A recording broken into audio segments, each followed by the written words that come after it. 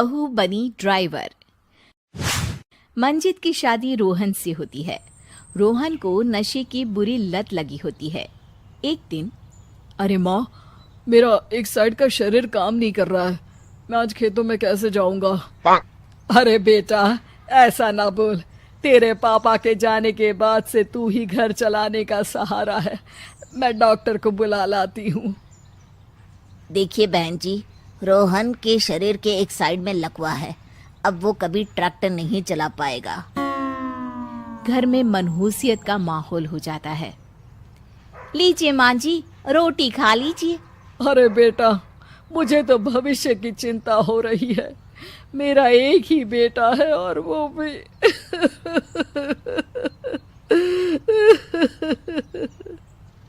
माँ जी, आप चिंता न करें। जब तक ये बीमार है मैं खेत जाकर काम कर लिया करूंगी। वैसे भी नशे के कारण इनका शरीर काफी कमजोर हो गया है। अगले दिन मंजीत खेत में जाकर काम कर शाम को घर लौटती है। ये ले बेटा, पानी पी ले। कैसा रहा काम का पहला दिन? माँ जी, काम तो ठीक है, लेकिन मैं अगर ट्रैक्टर चलाना सीख लूँ ना तो काम और भी आसान हो जाएगा। अरे बेटा, दुनिया क्या कहेगी कि औरत होकर ट्रैक्टर चला रही है। माँ जी, या तो हम दुनिया देख ले या अपना घर, कोई बात नहीं। जब ये ठीक हो जाएंगे तो सब ठीक हो जाएगा। अरे बहू, जरा बाहर तो आना। जी माँ जी। बहू, तेरे मामा जी आए हैं, तूने बुलाया था ना? हाँ माँ जी, वो मामा जी ना आज से मुझे ट्रैक्टर चलाना सीखा। मंजित मामा से ट्रैक्टर चलाना सीखती है। वो मन लगाकर खेतों में काम करती है। और एक दिन, माँ जी, पता है इस बार पूरे गांव में सबसे ज्यादा फसल का उत्पादन हमारे खेतों में हुआ है। इस साल तो खूब पैसे आएंगे। हाँ। सास खुश नहीं होती है। वो चुपचाप वहां से जाने लगती है। तभी मंजित उसे रोक लेती है। क्या हुआ माँ जी, आपको खुशी नहीं हुई? बेटा, आज डॉक्टर साहब बोल रहे थे कि रोहन के ठीक होने के लिए 5 लाख रुपए की जरूरत है। समझ नहीं आ रहा क्या करूं। मंजित शांत हो जाती है। अगले दिन सास मंजित के पास आती है। बेटा, ये मेरे गहने हैं। इसे अपने गहनों के साथ जोड़कर सुनार को दे आ। जितने पैसे हो ले आ। डॉक्टर को आज ही देने हैं। मंजित अपने गहने और सास के गहनों को लेकर दुकान में बेचकर पैसे लेकर घर आ जाती है। माँ जी, सिर्फ 3 लाख रुपए का ही इंतजाम हो पाया है। बाकी के पैसे कैसे आएंगे?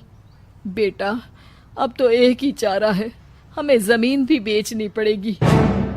माँ, खेत बेच देंगे तो खाएंगे क्या?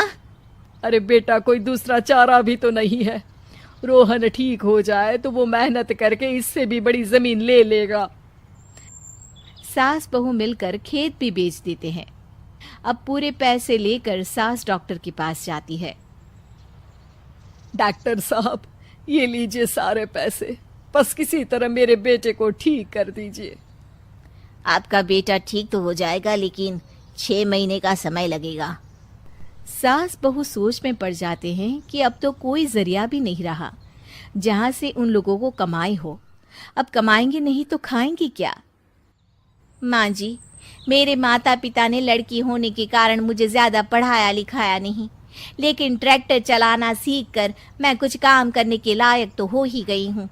अरे बेटा, ट्रैक्टर अब कहाँ चलाएगी? खेत तो बिक गए हैं। माँ जी, मैं किसी और के खेतों में दिहाड़ी में काम कर लूंगी, कुछ तो पैसे आएंगे ही ना। ये कहकर मंजित काम करना शुरू कर देती है। जैसे तैसे उन पैसों से गुजारा चल ही रहा था। माँ जी, पास के अस्पताल से मुझे नौकरी के लिए ऑफर आया है।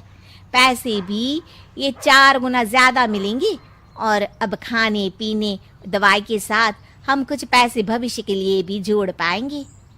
लेकिन काम क्या है बहू?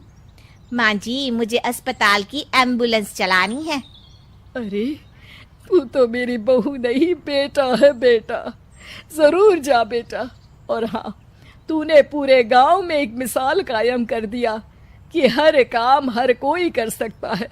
उनके लिए लड़की या लड़का होने की कोई जरूरत नहीं।